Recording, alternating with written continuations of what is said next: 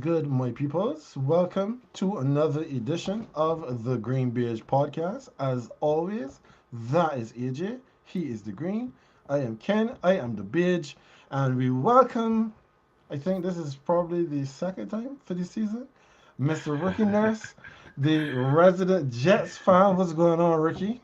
I am good. So it's double green tonight, gentlemen. Thank you, thank you. Double green, double green.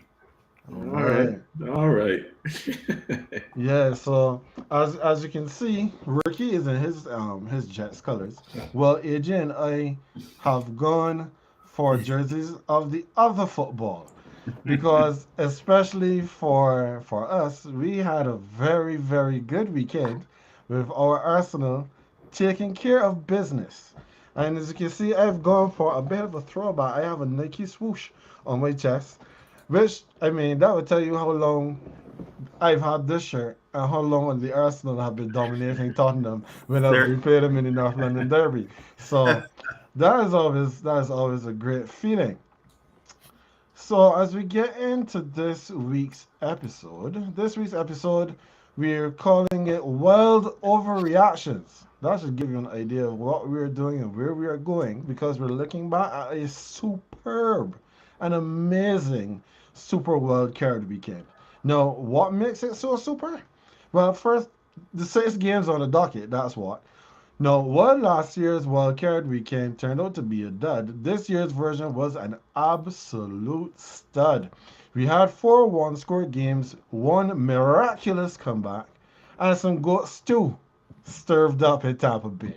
But before we get to all of that, Ricky, as you're the Jets fan, we have to talk to you about your Jets. So off the rip, what happened with your Jets this season? Or at least I should say the end of the season. in a nutshell, gentlemen, I need a QB. I was never, and I think I said that on this show previous, I was never a fan of Zach Wilson at the draft. Mhm. I was never a fan of going that direction.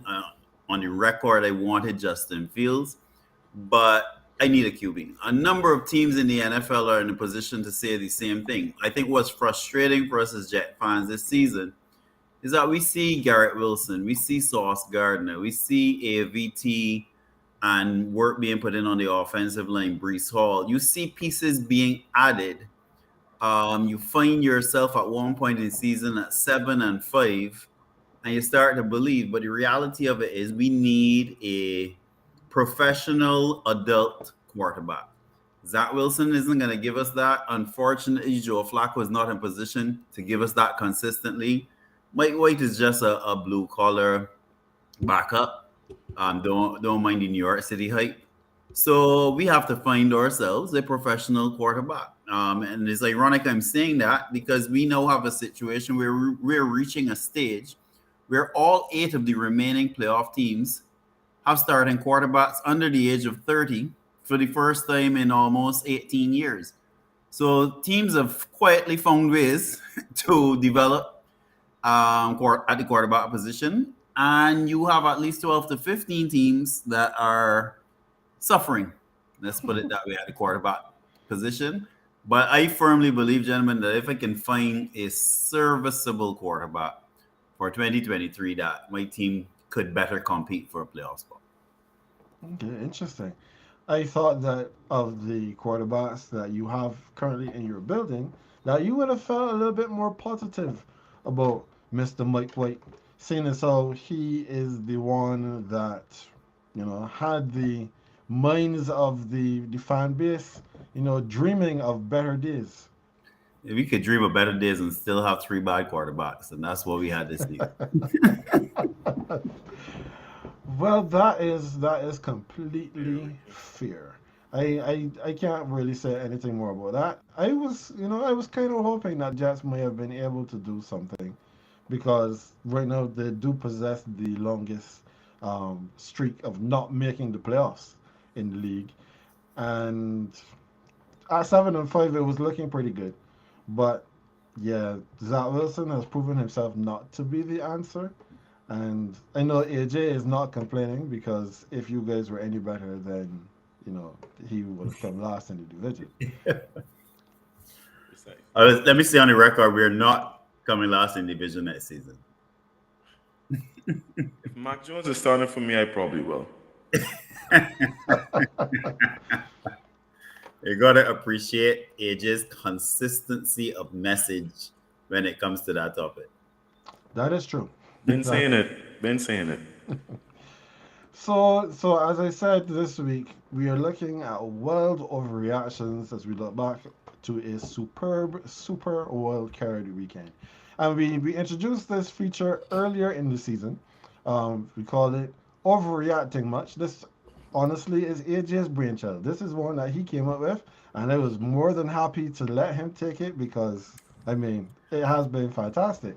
Now, usually we would have gone for down territory where we talk about the biggest win, the biggest loss, and that kind of stuff. But it's kind of easy to pick who's the biggest winner and the biggest loser when you have 6 games on the docket, and it's literally win or go home. So we have decided that we're going to give the 4 down territory a bit of a rest, and we're going to take overreacting much for this week. So at this point, I turn it over to my co-host, Mr. AJ Williams. Take it away, sir. All right. Thank you for that auspicious introduction, sir. Uh, Rick, I'm really glad to have you back for this segment. So it won't just be Ken and I going back and forth. So let me get your opinion on some of these topics that have been floating around the NFL sphere.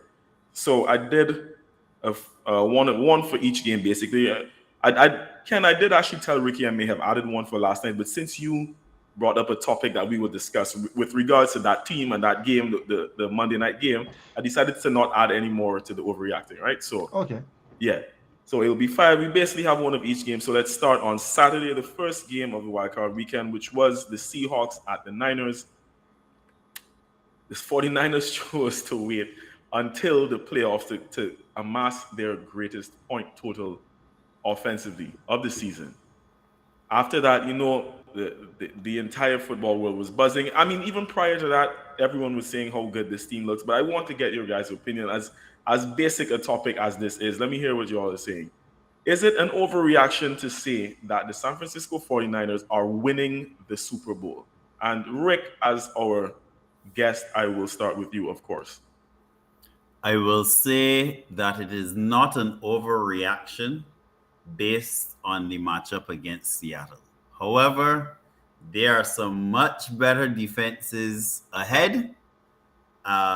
So let's, pump the brakes a little bit. But based on a matchup against a defense that has been pretty bad for most of the season, not an overreaction based on what we saw on Sunday. But you still believe that there is something. Okay. Oh yeah, yeah. There are two defenses that potentially lay ahead that will make that offense look a lot different. I believe. That is interesting. Hold that thought. We'll get back to that later. All right. So, Ken, your thoughts? Is that an overreaction? All right. Prematurely crowning the Niners. Go ahead. Yeah, this is an overreaction. As far as I'm concerned, it's not a big one. I'm not going to sit here and poo-poo on the San Francisco 49ers. Right now, based on what we've seen so far, they look the class of the field with a dominant defense and the most veteran rookie we have possibly ever seen. They were the hottest team coming into the playoffs with 11 straight wins. Purdy has not tasted defeat so far in his career, and they're doing what every team dreams of. They're putting up points in bunches and stopping the other team from putting up any, as their winning point differential has been 16.3 points per game. Now, as hot as they are, they're still a rested Eagles team with Jalen Hurts getting a week to rest and rehab his shoulder, and Kansas City over on the other side of the bracket. Again, the 49ers are definitely the hottest team and may actually be the best team when you go unit by unit. But this weekend coming will give us a much better idea of where they stand within the field going up against this red hot Dallas Cowboys team. I love this. I actually love the fact that we are all three going to break this down in different ways and give 3 different answers because I don't think that this is an overreaction at all. And the thing is, I don't know if you all remember when the McCaffrey trade was announced. I did a video on this. In that video, I said, listen, at this point, and I may have been overreacting, but the fact of the matter is, this is just my opinion. This is AJ. I put them as my favorites when that trade went through because I think that was sort of like a tiny piece that no one else knew that they needed that they were able to fill in terms of. And again, it's not like the team was even bad before that, but adding Christian McCaffrey just to me helped them to hit another gear. And the man has hit the ground running, all pun intended. I said it back then, which is why I will maintain right now. Obviously, Ken, you know I had my other picks at the beginning of the season. That proved not to come to fruition. But after that trade, I was very high on the Niners. They have not let me down since then, so I'm sticking to my guns until I do not think that it's an overreaction. It's on everything you all said. I mean, it Brock Purdy is a rookie at the end of the day. That is the reality. But listen, this is Kyle Shanahan's QB friendly offense. This is the offense that made Jimmy Garoppolo look like a serviceable and sometimes even very good quarterback. Okay, and Ken, you know that all too well because we have many a convo about Jimmy G. I just think that even on a down day, even if the offense takes a little, has a little sputter and takes a little while to get going because of a great opposing defense, that the defense will be able, their defense, that is San Francisco's defense, will be able to neutralize the other offense for long enough to get that Shanahan offense rolling. So I'm going to say it's not an overreaction. You know what? I actually thought we were all going to be more in agreement with this. I'm really excited about how that turned out.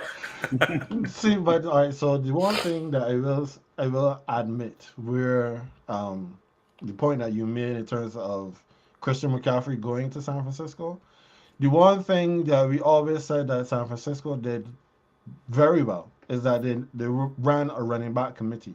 We never understood that they needed a stud running back until they got a stud running back because then the committee approach has completely gone through the window. It is CMC and CMC all day, every day, including basically. Sundays. So Basically, but the thing about that too is I because in that game against Seattle, Elijah Mitchell was back in the frame. Now, obviously, he's not going to see or share the workload with CMC. He's going to be a second tier QB, yeah, running the back too. secondary running back. The secondary, right? But at the same time, the fact that he is back now, I think that they will work him into the offense a bit more. But let's wait to see how that goes. Again, I'm sticking to my guns. They are my favorites. I think they're going to win this thing. All right, so let's move on to what was arguably the most, depending on which side you sit on, the most. I don't even know the word to find it. You know what? The weirdest game of the weekend, essentially. Right? The Chargers doing Charger things. They were away from home. They, traveled to Jacksonville to face a team that had mollywopped them earlier in the season in the Jacksonville Jaguars, who, according to all projections, are way ahead of where they're supposed to be. We know how this story goes. The Chargers were up 27-0. Jaguars were able to come back with just enough time to kick a late field goal to win the game 31-30. A lot happened in that game. I don't think any of us are going to disagree that Brandon Staley needs to be fired, so I'm not going to get into that topic. The question that I want to ask, if it is an overreaction here, is did Cam Dicker, the kicker, cost the Chargers the win? No. The reason why I put his name in there is because he had 4 attempts on that night. He nailed 3 of them. There was one that he missed. The team ended up losing by a single point. If he had scored that one, it is a very distinct possibility that Jacksonville would not have had enough time to come back from the deficit, given the fact that they only won by a single point. But I'm not saying that to influence your decision. Ken, this time I will start with you.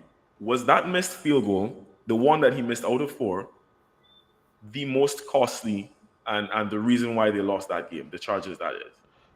This is a huge overreaction. Huge. Cameron Dicker, the kicker, has been phenomenal for the Chargers since they brought him in. He's had 1 miss all regular season and 1 miss in the game on Saturday, midway through the 4th, as you've mentioned. But after you're up 27 to nothing and your kicker has made all of his extra points, unlike Brett Maher, to blame the kicker as if he's calling the offensive plays, he's playing defense, is to scapegoat someone who definitely does not deserve it. The Chargers were up 27 to nothing and mustered no offense in the second half. 23 runs to 43 passes. Will you have the lead? Will not get it done. And the defense broke down with indiscipline and all around poor play. As you said, before I get to what you said, Brandon Staley, I don't know if you noticed, fired his offensive coordinator today. Mm-hmm. But he should be packing his bags and going with him. When he played, I told you about this last week, AJ. Mike Williams playing in that meaningless game against Denver and Mm-hmm. getting a back injury that Mike said, "Oh, I'm going to be fine. I'm playing next week." Or is that so? You have a fracture in your back, sir. You are done for the year. And if Mike Williams was available for this game with his speed, his size, and his catch radius, I am sure they would have come in handy because this game actually mattered. All right. Well stated, sir. Ricky, your thoughts? Huge overreaction. The reality of it is, the weekend showed us some teams that had formed some bad habits. Chargers are top of the list. Bucks are another such team. And these teams that form these bad habits for stretches in the season repeated their patterns in this opening weekend. Mm-hmm. Chargers did what Chargers do. All right, they just did it on the largest stage with a 27 to nothing lead.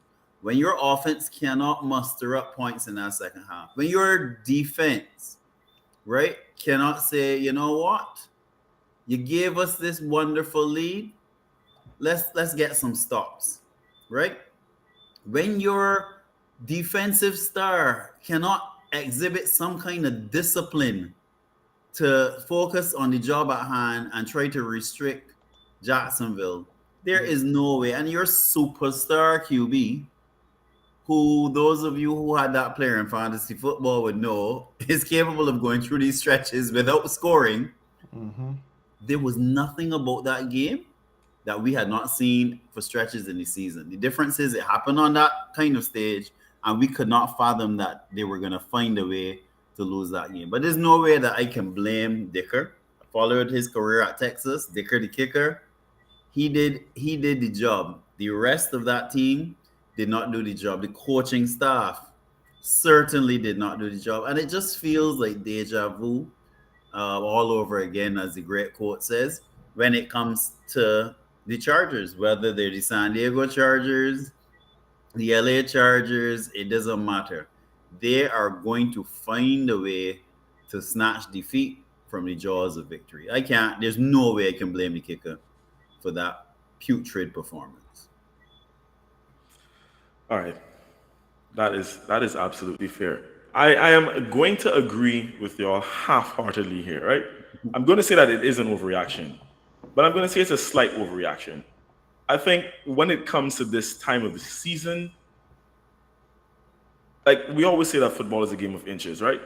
When it comes to this time of the season, like wild card, getting into the postseason and whatnot, it becomes a game of very thin margins, right? And the time in which these things can happen in the game, I think, can have an effect on the game. No, the reason, first of all, let me say the reason I'm saying it's an overreaction is because it is. Of course, it is. Like you can't blame the man for them losing because everything you all said is true. This organization is they're just bottlers. They are bottlers. Brandon Staley should be on whatever boat or flight that Cliff Kingsbury is going to Thailand. Yeah. Get two more guys to join your wolf pack and have a hangover in Thailand, and carry Ken Jeong with you too. Brandon Staley don't deserve to be coaching this team. We get that. Ken and I have always bemoaning his decision making. It's just His the team ineptitude. in that at the head coach position, right? There's so much wrong. There was so much wrong that was done on the day, and Ken alluded to it too. I don't think we spoke about it that night, but I did mention because I was talking to one of my best friends that night when the game was happening. I was like, well, why with this lead are they not running the ball effectively? With one, I mean, I know the guy is more of a scat back, but he could run inside and take the hits. Like, why are you not wasting time? Why are you not like it's not wasting time, but running down the clock with Austin Eckler? So you want to say something? I want to add to that. I'm glad you mentioned it. At the end of that game, Austin Eckler had 13 carries. Travis Etienne, the running back of the team that trailed from 27 to 0, had 20 carries. You would never think, if you looked at that box score at the end of that game, right, that Jacksonville were trailing and that the Chargers were way ahead. That is It's deplorable. that is It's ridiculous. deplorable. In that same conversation I just mentioned that I was having with my best friend, I told him even when they were up 27, I was like, the Chargers gonna blow this game, you know. And when Jacksonville scored right before the half, I was like, yeah, that's it. I do not think that the Chargers have enough to see. Like they don't have the metal to see this through. So Here, here. all of that being said, this is an overreaction. The only reason I said slight is because, and Ken mentioned, the timing of the miss, I think was kind of crucial to Jacksonville continuing their momentum. It could have taken a little bit of steam off of them if he had not missed that. But again, the man has been basically phenomenal since he put on that uniform this season. So it's kind of hard to even put the slightest blame on him. But it's only slight because margins. But See, they could have see, kicker is okay with me though. see. Now the reason why I still don't agree, even though yes, the timing may have played a role in like you determining that it is an overreaction, but maybe there is something to him missing the field goal when he did. Did the Jacksonville Jaguars kicked a 36-yard field goal as time was expiring? You know, when you're kicking from 36 yards, that means you're snapping the ball from the 18. They were already in the red zone and not pushing very hard at that point because they didn't need to. They were already in field goal range, so they could take their time, take the timeout with 3 seconds left, kick the field goal and win the game. So if you say, okay, the lead is not 2 points, but it's 5 points, so they have to get into the end zone based on what we saw in the fourth quarter. And remember, too, by this time, the Chargers have taken Joey Bosa out of the game after he has slammed his helmet on the sideline. So Mhm. they've taken out one of their best players. He wasn't kicked out of the game. They took him out of the game. So, what evidence do we have to suggest that Jacksonville does not score a touchdown at that point in time to win the game?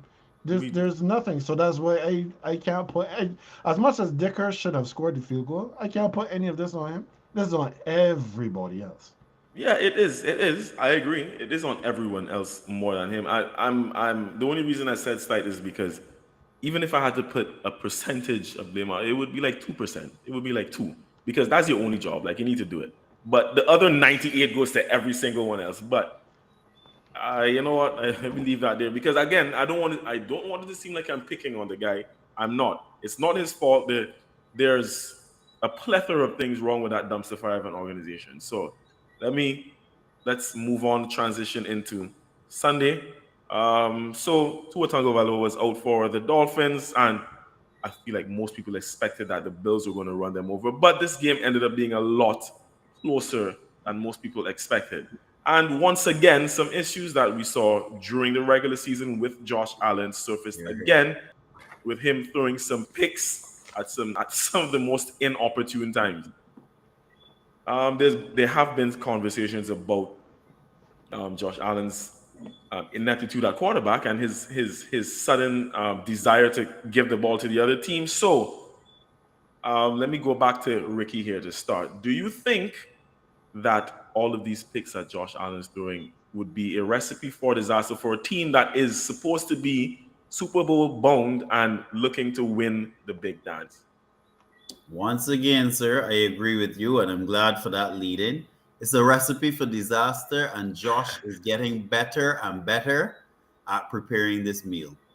And he is going to make a meal of it. He is going to make a meal of it in Cincinnati. Sorry, well, that game believe is going to be in Buffalo. He's going to make a meal of it versus Cincinnati in Buffalo this weekend because, again, they keep repeating this. We don't know who the second receiving option is to Diggs, and they've done all kind of things. Isaiah McKenzie was not even active for the last game. They brought back Beasley. They trade Khalil Shakir, the rookie. Knox is on some games. Other games, Knox is missing on the back of a milk carton. So they don't have a second option to Diggs. They don't commit to the running game. Whenever that team is under pressure, they forget about Singletary, coming back to the meal analogy, and they don't know how to cook. So we don't see James cook. And that is why I say there's going to be a recipe for disaster this weekend versus Cincinnati because the team is too Josh Allen dependent. Josh is reverting to reckless Josh. He's getting away with it because they found a way to win that game. But trust and believe this reckless approach that they've displayed throughout the season is going to cost them this weekend. You can book it, gentlemen. Save that because I want to hear a little bit more when we get into like the predictions, right? So let's see that. Ken, take it away, Ken. Do you think it's a recipe for disaster? So this is not an overreaction. I have to agree with Ricky. I mean, what Ricky just put on there was beautiful. So I'm not even going to try to match that. I'm just gonna give you my points. Huh? No, firstly, looking at this game in particular, I believe that the two interceptions that Allen threw were not all on him. Because the first interception, John Brown stopped on the route. Tony Romo and Gymnast, they showed that if Brown kept running, at least he would have been in a position that he could have made a defensive play on the ball to stop the ball from being intercepted, or at least to make it more difficult for the cornerback to be able to pick it off. So that's number one. And then the second interception, the ball bounced off the receiver's hand and fell into the defender's lap. So based on those two, I would like to say that it would have been an overreaction. However, Josh Allen has 14 interceptions. He had 14 interceptions during the regular season. I know he has 2 in the first playoff game. That's 16 picks in 18 games. That shows a general recklessness with the ball that in the weeks to come will be fatal. Miami did not play their first or second string quarterbacks and were still able to make it a game against Buffalo, taking the lead multiple times on Sunday afternoon. Now, when they go on and they face this high-powered Cincinnati offense this week and projecting to a meeting with the Chiefs in the AFC Championship, these kinds of mistakes will be difficult to overcome when their defense isn't as fearsome as it has been for most of the year. Here. All right, gents. Once again, very articulate from the both of you. So for the first time tonight, I'm going to agree with you both. I do not think that this is an overreaction.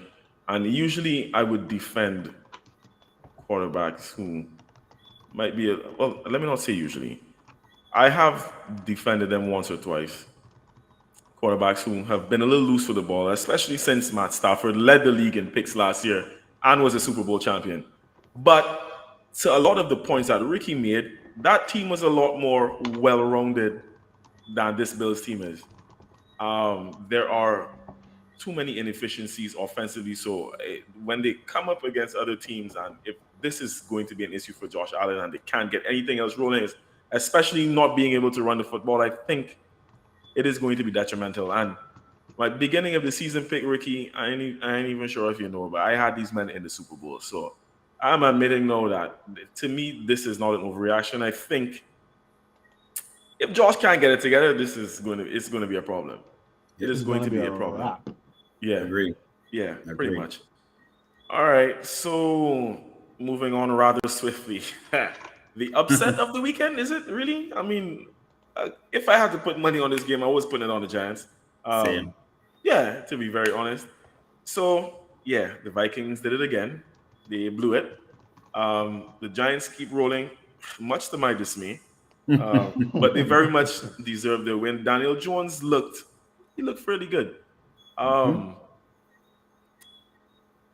so there's a lot to unpack in this game, to be very honest. But so the question that comes from this with regards to the overreaction, and obviously because we know of Kirk Cousins' contract situation with the Vikings and whatnot, and the way direction this team is heading, um, do you think that the Vikings, after what happened in that game and them being the season that they had, and then to be trounced in the first game and exit like that, do you think that they need to get rid?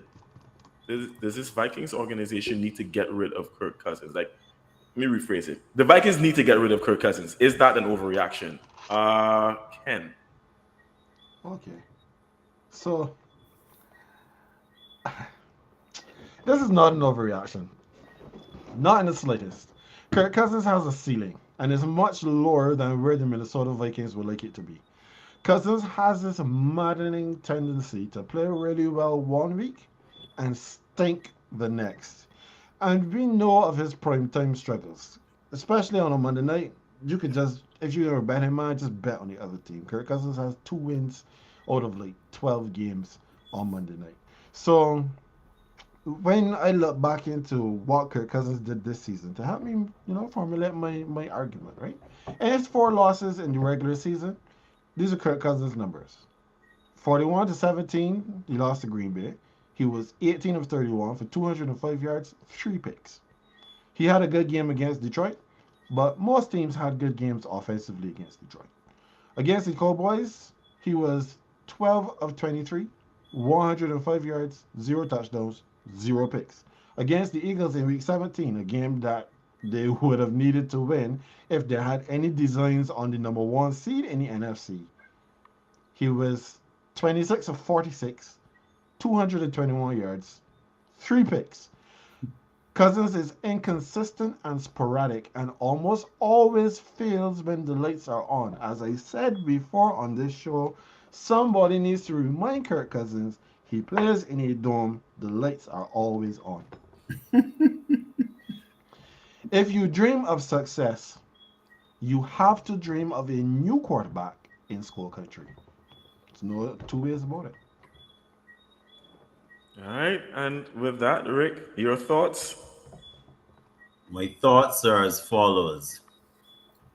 This is why some apartments are called a flat, because they have high floors and low ceilings.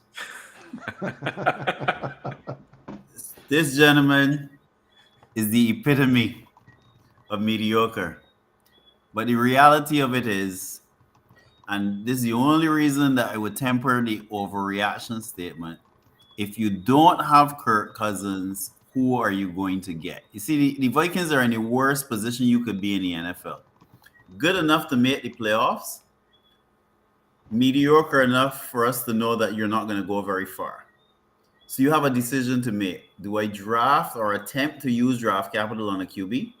Or do I use it to fix that woeful defense that has been woeful for the entire season? Here's the fundamental issue why I may be tempted to say it is a slight overreaction. In the second half of that game, Justin Jefferson was targeted 3 times in the third quarter. He had 1 catch for 4 yards. He was not targeted in the fourth quarter. While I can blame Cousins, certainly if I'm the quarterback of the Vikings in that kind of game, I'm looking for my star, my bona fide star. But I also got to blame the play calling because I am sorry. But in that situation, the lights are on, as Ken said, in the dome, at home. This is where you try to get the playoff postseason, home field advantage. And I'm targeting Justin Jefferson in the entire second half, 3 times, 1 catch for 4 yards, and not once in the fourth quarter. No, that goes beyond logic, in my opinion. Ooh, all right. So wait, so in the end, you're saying it is what, a In slight the end, I'm overreaction, saying it is a mild overreaction. mild overreaction? Okay. Mild. Ricky. I'm kind of on the same wavelength as you. I'll just add a little bit more here. So the thing is, I'll admit I wasn't like intently watching this game. I saw bits and pieces. I was watching it on and off because I had some other stuff at home I was taking care of. Um, so I'm saying that to say that I don't think that I can give a full analysis of Kirk's game, like the eye test and the stats. All I have here is the stats. From what I actually saw, I did not see him necessarily looking bad, but again, because I was watching on and off, I don't think I can accurately gauge like, like him in the game time situations I want. I might have seen him complete a certain throw on who. I feel like I want to say though it is a slight overreaction because just based on the numbers alone, they don't look too bad. And here's my issue. So let me list his numbers from the night. He was 31 of 39, 273 yards, 2 passing touchdowns, no picks that night. He wasn't taking no sacks. I had 1 rush for a yard. I don't even know what that is, but either way, the Vikings have a lot of problems. They have not been able to run the football effectively all season, um, which is a damn shame because they're supposed to have like a top 5 or maybe even a top 3 running back coming off of the back of last season. And it's not just that, but Ken, I feel like also we mentioned this the other day in one of the chats. It's not just that they have only Dalvin Cook. It is the fact that they have one of the better backups in the league. Like Madison always goes off when Dalvin Cook is out. Like he does not have a bad game when he's thrust into that position, right? Um, they haven't been able to do that. And on the other side of the ball, the Vikings have the worst secondary in the NFL statistically. They can't stop a runny nose. So with all these things and it seemed like they weren't even prepared like scheme wise. They had nothing.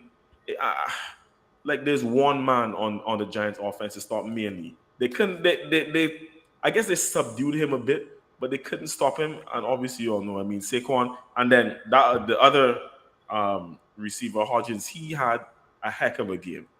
He did have a heck of a game. I feel like there's so many things, so many other moving parts here. I find it hard to say that Kirk is like the focal point of the reason why they lost. Because at the same time, Ricky, with what you said with regards to like the play calling and not targeting Justin Jefferson enough, I think what Kirk had going on that night was his connection with TJ Hawkinson, who had 10 receptions. Man went in beast mode, 129 yards. He didn't get into the end zone, but still, that's fairly decent. That is fairly decent. Yeah, but gentlemen, in fairness, Kirk Cousins does not play defense. So at the end of the day, they have to address that woeful defense that has been bad Exactly. consistently the entire season. Exactly. See, Which is no, all right, so I accept everything that you guys have said. Huh? I'm not here to disparage the points that you've made, but there's a saying that says about a rising tide raises all ships. Mm-hmm. When you have Kirk Cousins as your quarterback, it's always low tide. You cannot guarantee that Kirk Cousins is going to give you a decent game when you need it. He had a good game on Sunday, and to be fair, I've heard it said many times, and I agree with it. It is not fair to be using quarterback wins or using wins as a quarterback stat because the quarterback only plays one side of the football.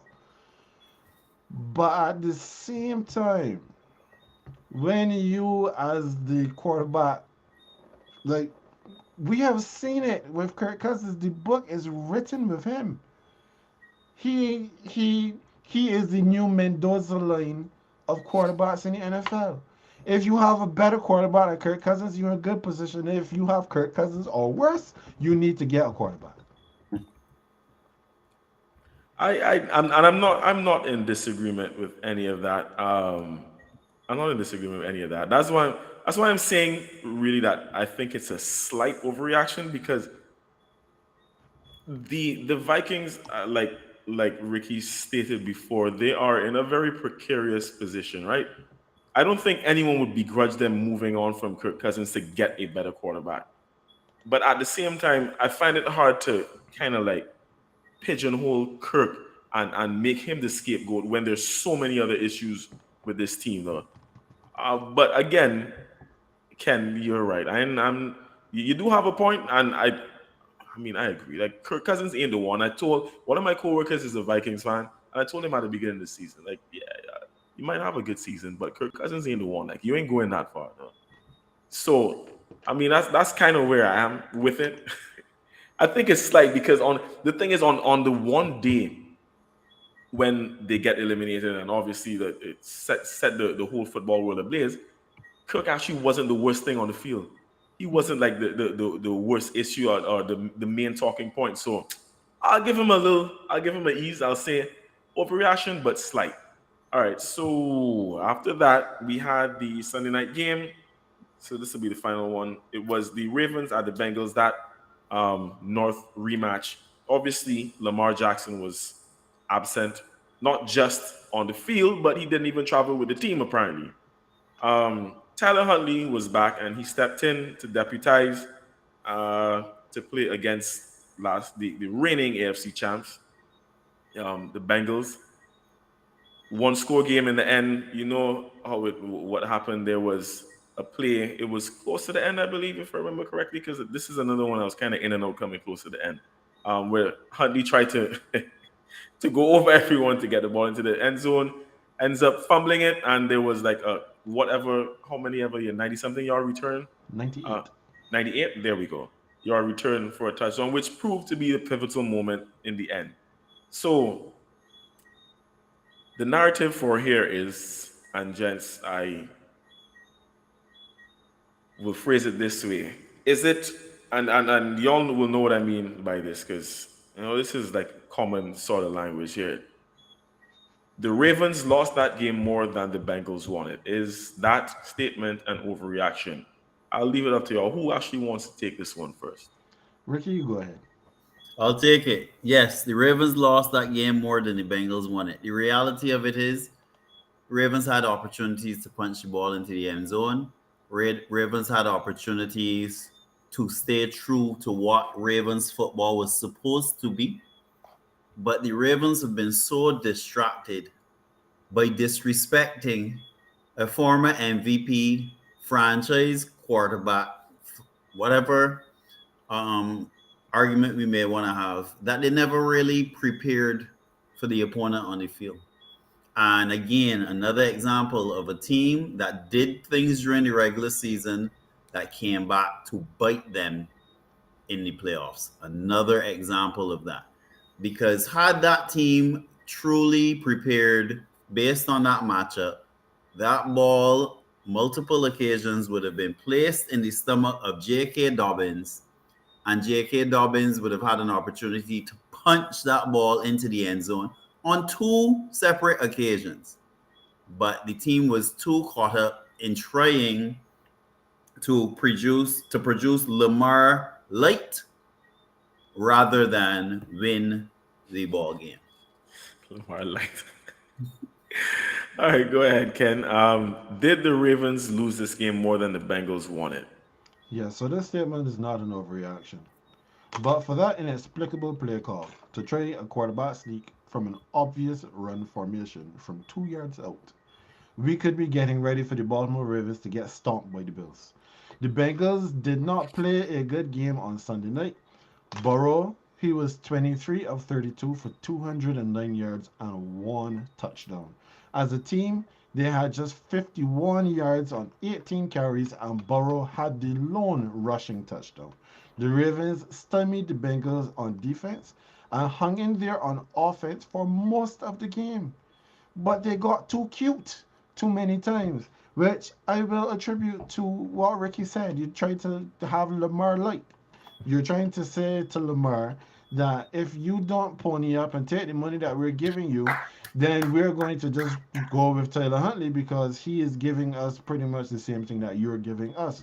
But clearly, if you went on this losing streak heading into the playoffs, that is not the truth. That is not the case. Now, going back to this specific game, they were gashing the Bengals in the run game, and then decided to bring Mark Andrews in the backfield for a rush, which Madness. which only got back to the line of scrimmage.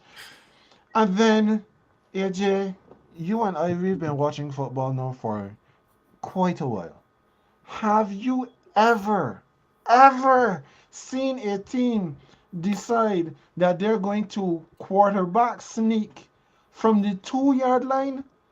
And if you're going to quarterback sneak from the 2 yard line, why in the name of peace are you going heavy with two running backs behind the quarterback rather than saying we're going four wides, we're going to make you take all of these men out the box so that we have the best possible opportunity to get this ball in there. And then, I mean, it might sound bad to pick on Tyler Huntley, but why are you making the decision to go over the top rather than go underneath the guys and try to find an angle to get inside the end zone? Maybe he was watching the Jacksonville game the night before when Trevor Lawrence stretched his hand out over the end zone into the end zone, but that was from 1 yard out, not 2 yards. So you go now and you're holding the ball over everybody's head like if you are Rafiki in the Lion King, only for somebody to steal Simba and run all the way down the other end of the field. Man, What not the are we circle of life, doing? man. Not the What are we doing? What are we doing, Well played, Baltimore? Ken. Well played, So Ken. So no, this was all on Baltimore. It was Baltimore embarrassing. definitely dropped the ball on this one. Well said. Let me be. This is probably the shortest segment I'll ever do here. I agree with both of you, and that's that. Yeah, The end. whatever y'all said, just retweet. Yeah, the end. Nothing more to add. Yeah, the end. The end. And speaking of end, that is the end of our overreacting much segment. So I think we have something else that Ken wanted to bring up tonight that we will get into. Ken, take it away, sir. So yeah, Ricky. So last night we had a spirited discussion. I mean, this thing took quite a while. I I left a conversation between AJ and Justin Marvel of this just in. I had to go and wash myself off while the Buccaneers were getting washed off by the Cowboys. And AJ said that Todd Bowles, that we should be harder on Todd Bowles because Todd Bowles, as the head coach of the Tampa Bay Buccaneers, like what's his name? Stephen Amell in Green Arrow constantly said he has failed this city. And that we have not been doing enough or we've not been hard enough on Mr. Bowles, primarily because Mr. Bowles is a brother. Justin and I disagreed with his assessment of this situation. I would like to hear from you. Do you believe that, or shall I'll phrase it in the spirit of what we just left, overreacting much? Is it an overreaction to say that Todd Bowles is getting a pass on what happened with these Buccaneers this season? All right. Let me start since I know a thing or two about Mr. Todd Bowles, since he was the head coach of my beloved New York Jets. I agree that he is getting a pass from some fans, but I will add that the Tampa Bay Buccaneers ownership cannot afford to be too hard on Todd Bowles right now, and I'm going to tell you why. It is rumored that Leftwich was gone at one point today. Then the Bulls came out to say no. Supposedly, Leftwich is as good as gone to Pittsburgh to be their OC, supposedly, as they remove Canada from the Steel City. But the reality of it is, if you are the ownership of the Tampa Bay Buccaneers, last night notwithstanding, you can't afford to get rid of Todd Bowles right now because you don't know who your QB is going to be next season. You may lose Leftwich, whether you get rid of him or he chooses to exit, because his value is eroding now with every passing season. Remember when he was the hot commodity for the next head coaching job? That has, imagine that's changed in 2 years. So you need Todd Bowles to be, unfortunately, the scapegoat in this situation. You need Todd Bowles to be willing to have some losing seasons, maybe only one next season. So unfortunately, gentlemen, Todd Bowles is finding himself in the same situation that Lovie Smith was in. Same situation that I don't remember his name right now, the head coach of the Texans the year before Lovie Smith, is it, where he is a dead man walking. He knows it, fan base knows it, ownership knows it. But you cannot get rid of the guy. Try to find a new head coach, because who is going to come there under the cloud of, we don't know what Tom is doing, and we don't know what direction this team is heading. Because Carolina is going to only move in one direction. The Saints can't possibly be okay with the kind of season that they had. And say what you want about Atlanta, but Atlanta had their moments in the season. They just need some pieces to add to that team. Therefore, the only team in that division that's moving in the wrong direction and rapidly are the Tampa Bay Buccaneers. So I agree that Bowles has earned the brunt of criticism, deservedly so. But I don't think that the Bucs ownership can afford to be hard on Todd Bowles right now, because they're going to need a gatekeeper for this transition from Tom, because I think Tom is as good as gone, to whoever. So the interesting thing, based on what you just said, right? So the conversation went last night that AJ said that you look at the coaching. I'll let AJ give his point. So AJ, you give your point, and then I will give the rebuttal that Justin and I were making. All right. So, because I don't have this written, I am basically going to spit this off what I was trying to articulate last night. I know what, Ken, I saw you say something today in the group, and I started because I want to bring it back up, right? Because you see the higher the animal climbs, right? When you were talking about, in one of the other chats, you were talking about the Unai Emery era, right? Let me read them out for you. You said, but he came in after Wenger, and the team started out well. I know that you was waiting on that one. Just hold on, sir. Don't interrupt me, Skip. Don't interrupt me, Skip. Don't interrupt me, Skip. Just know you got to take off the glasses if you had them on. Right. But Ken. Anyhow, but you say that they started off well, got a Europa final. He said, but after losing that, it went to hell in a handbasket. And as the manager, he should be able to correct some of that. Those same players won the FA Cup after he got fired. Previous one, right? As the manager, he should be able to correct that, some of that at least. This is exactly the point I was trying to make last night, right, Rick? I was not saying, no, let me be very clear. I was in no way, shape, or form advocating that Todd Bowles lose his job. All I was saying is that when we look at the grand scope of what went wrong with the Bucs, I do not think that it is fair or just even to give a pass to coaching. And I mentioned Todd Bowles because he's the head coach, but I'm saying like coach, even Baron Leftwich, like just coaching on that team generally, because that team sucked.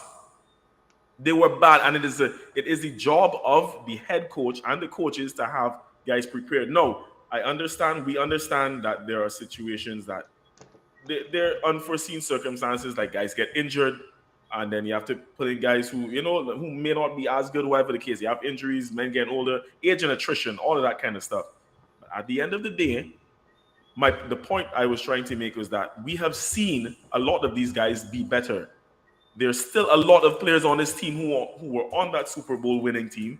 There are a lot of players who know what it takes to go through the playoffs to get like what we saw from this team was not good enough for the entire year. And I'm not saying that I expected them. Ken, stop me if you hear me saying anything new that I didn't say last night, right? I'm not saying that I expected them to be Super Bowl contenders or anything of that sort. What I'm saying is they should be better than an 8 and 19 who made it as into the postseason basically as the worst of the lot.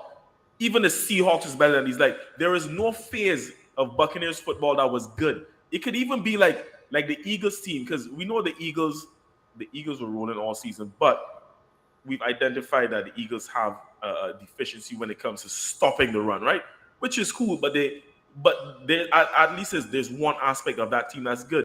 There's no part of this Bucks team that's good, and I cannot put it down solely to the personnel on the team. And granted, I did say the front office has some questions to answer with the way they built this roster. Certain things they addressed and the lack of certain things that they didn't address and whatnot.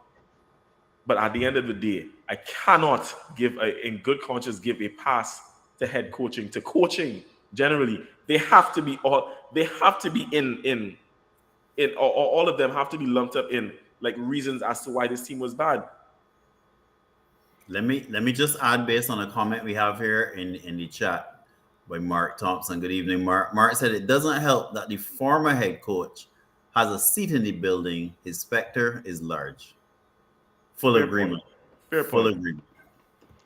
All right, so no, Ricky, because no, you get to be the arbiter of this situation because, like I said, this was a passionate discussion that we had last night. Justin and I, we both said that when you look at the construction of this team, you have lots of deficiencies in personnel, which Here. is what you can then point to as to why the team looks as bad as it does. So we both started with the lines because when we're talking about football you build your team from the inside out. So you want to have a good offense, you need to have a good offensive line. If you want to have a good defense, your defensive line has to be good enough that then your linebackers and your secondary can then perform. Football is the ultimate team game in that regard because there's no way that you can succeed if your lines are bad. And for the Buccaneers, their lines were bad. They were very, very bad.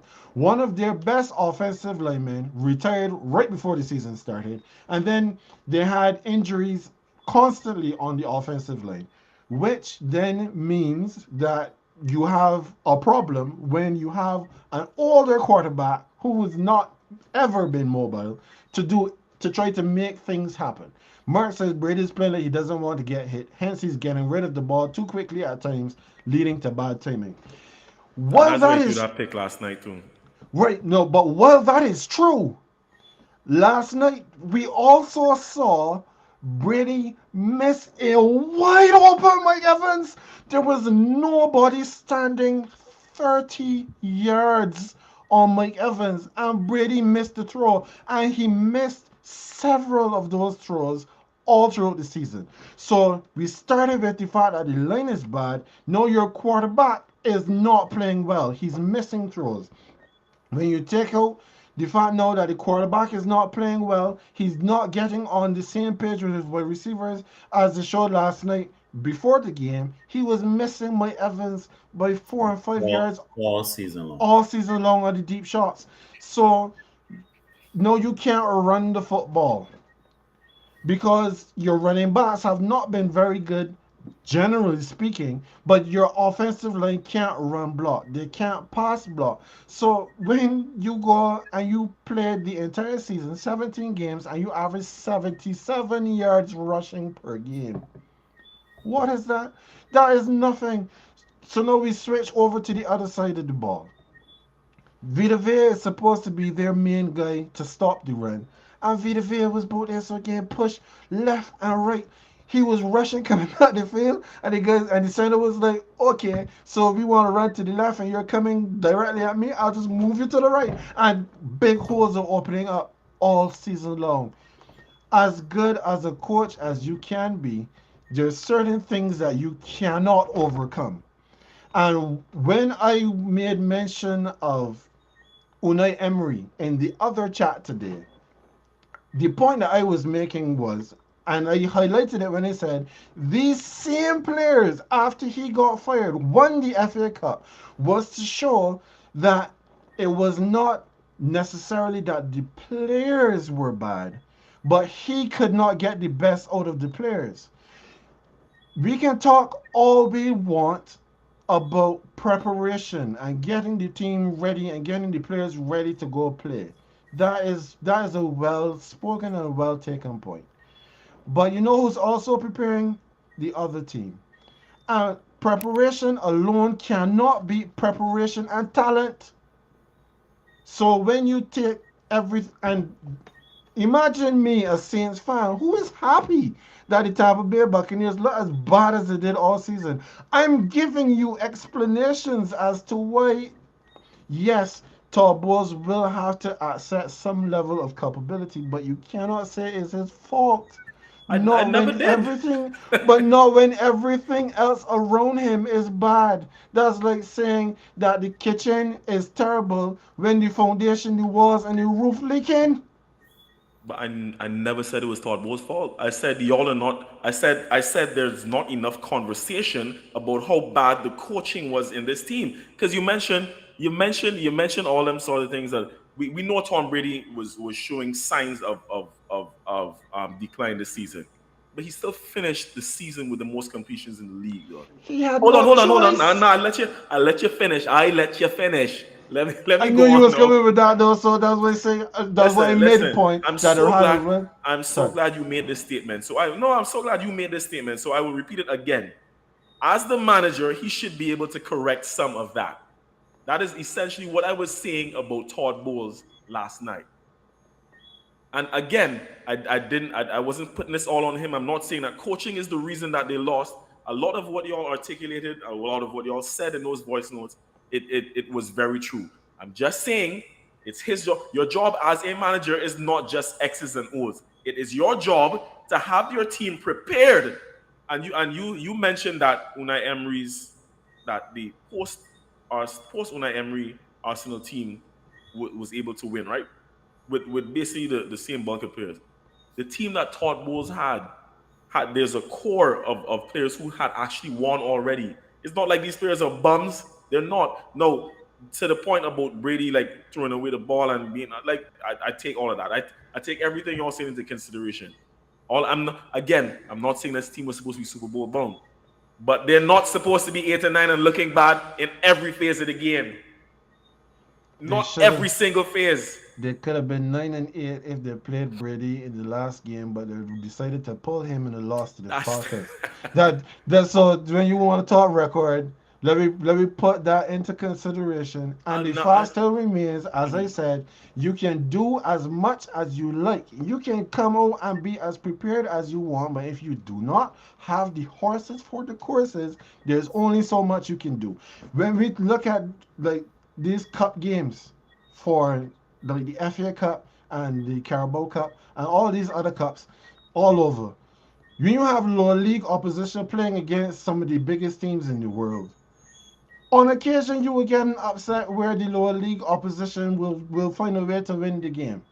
But you cannot say that when somebody like Oxford United plays against Arsenal and gets beat 2-0, that Oxford United did not prepare the best way they could. No, they prepared. They did everything that they could to win the game. But at the end of the day, the players on the field have to make what they have to make the plays. And if you do not have good enough players, you cannot make the plays.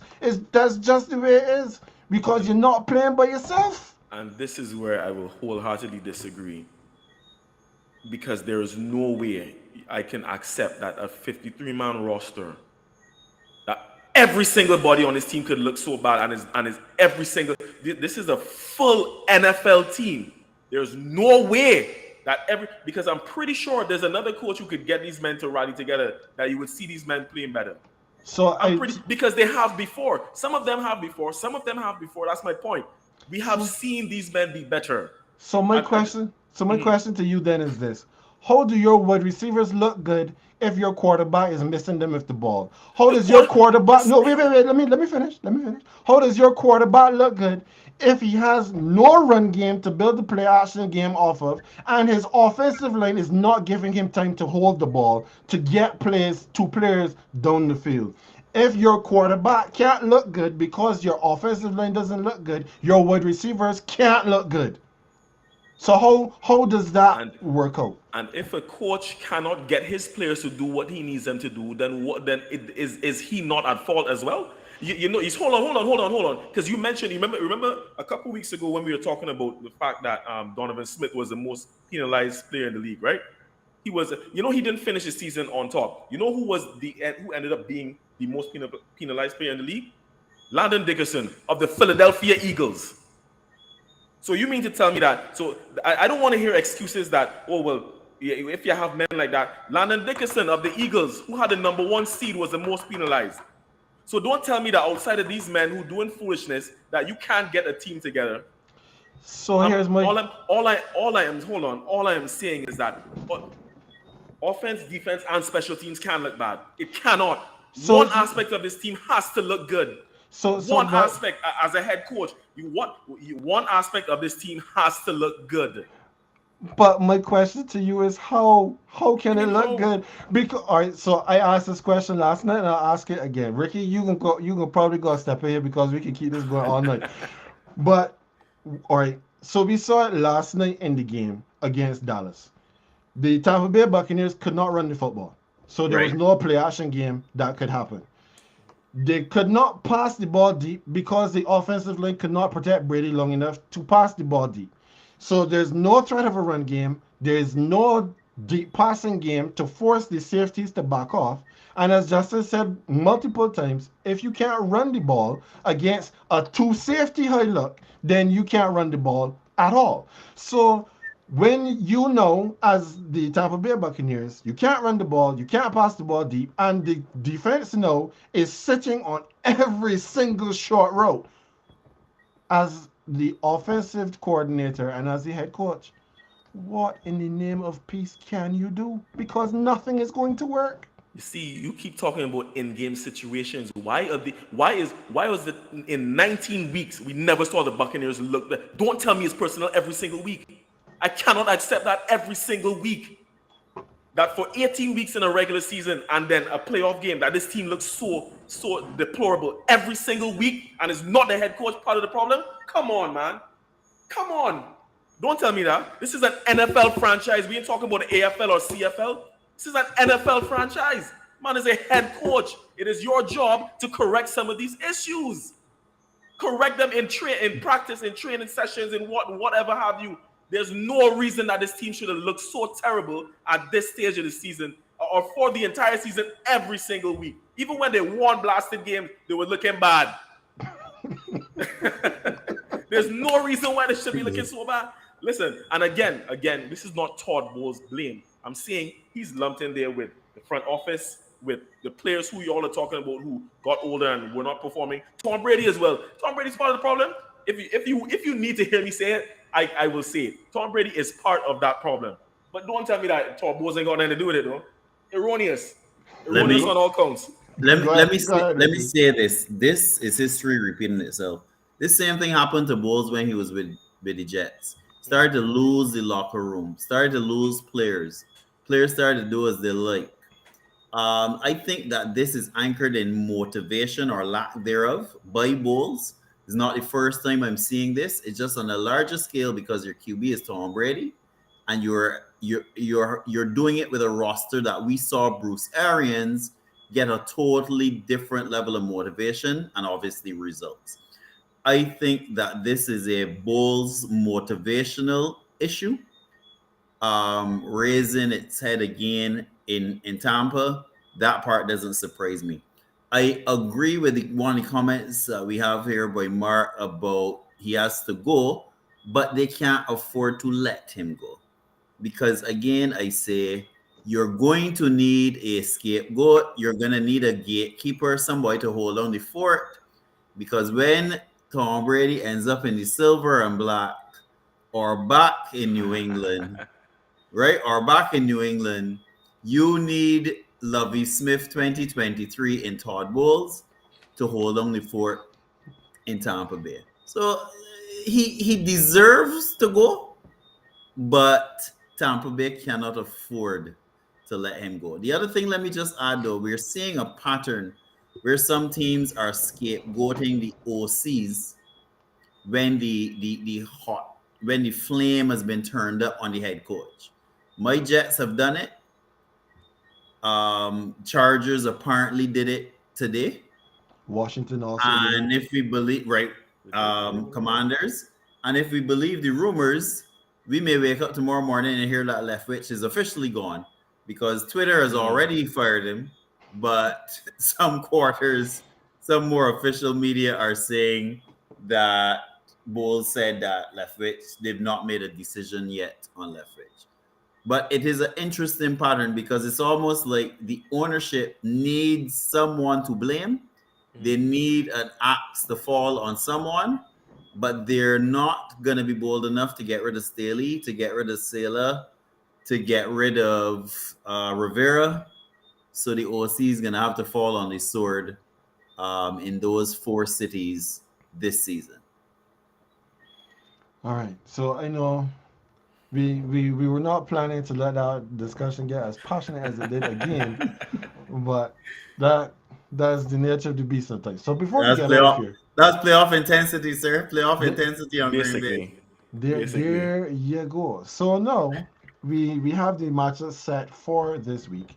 The NFL divisional round is starting with the Jaguars at the Chiefs on Saturday, and then we have the Giants at the Eagles with the nightcap on Saturday. Those are the two number one seeds playing both on Saturday, and then on Sunday we have the Bills hosting the Bengals and the Cowboys at the 49ers. So, gentlemen, what is the best game of the weekend, Ricky? The best game of the weekend is also the game with the most expensive ticket. It's also the game that the scalpers are going to make a mint off of. It is America's team.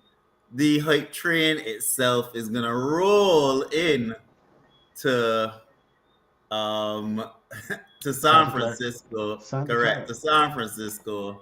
That is going to be the game of the weekend. You agree, AJ, or do you have another pick? no, I mean, I do agree. Yeah, the Dwight Clark game. That's the, that is the one I'm looking for out for, and obviously being a resident of Dallas myself, that's the one I'm hearing the most about. Um, that is it for me, and then the NFL knows it too. That's why that game is a Sunday night game. Well, it's not even Sunday night, it's Sunday afternoon Afternoon, because, well, yeah, yeah, yeah, because we have evening, yeah. games and these are Eastern, so 2:30 p.m., 6:15 p.m. on Saturday, and then the usual 1 p.m. and 4:30 p.m. slots. So for someone like me who usually has a game that kicks off at 6:20 p.m., this is going to be a little bit odd that football is going to be done, very early in the Yeah. evening. But for those of you in the Caribbean, I'm sure that you're going to welcome that the games are going to be finished well before midnight. No, I really can't disagree. Um, I think we have some we have two very good games on Sunday. Sunday to me is probably where, as you can say, the money is going to be made in terms of the matchups. Mhm. But once we know which is the best game of the weekend, is there any team or teams that should be on upset watch? Who do you think could possibly step on the banana skin this weekend? Well, I will gladly start. I started earlier where I said a theme of teams that had bad habits in the regular season that came back to bite them in the playoffs. And down the final 4 weeks of the season, the Philadelphia Eagles displayed some very bad habits. A team that was supposed to be very good against the run. We heard that they drafted Jordan Davis out of Georgia and he was going to plug the holes. And then they were so confident in young Jordan Davis that they went out and signed two very experienced defensive players for the same exact contract fee and salary because they were worried about their ability to stop the run. They had some very bad games. Yes, we can argue that Jalen Hurts was not there and so on, but that adds to the fact that you don't have the synergy that you had earlier in the season. My prediction is that this is a well coached Giants team that is playing with house money. Daniel Jones is looking the part. We wouldn't identify these Giants receivers in a lineup if we had to. I mean, Hodgkins could knock on my door right now, and I have no idea what he looks like. Not to mention the others.